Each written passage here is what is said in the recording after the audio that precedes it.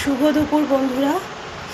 শরীর ভীষণই খারাপ, চোখ মুখ দেখে বুঝতে পারছো, কিন্তু আজকে নিজের লাঞ্চ নিজে বানিয়ে খেলাম, কিছু করার নেই। যাই হোক, তোমাদের সাথে আজকে আমি আমার লাঞ্চ থালির আইটেমটা শেয়ার করছি।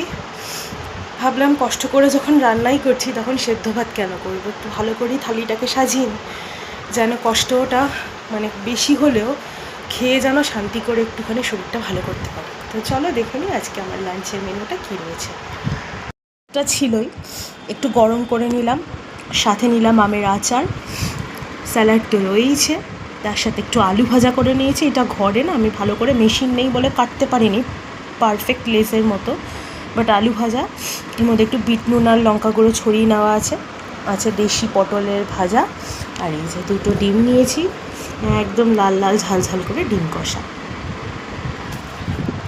তোমার আজকের দুপুরের লাঞ্চের মেনু কার কার খুব ভালো লেগেছে তারা অবশ্যই রেড হার্ট কমেন্ট করে দিও কমেন্টে, আর তোমরা কে কী লাঞ্চ করবে সেটা কিন্তু জানাতে ভুলো না। বাই, সবাই ভালো থেকো, সুস্থ থেকো।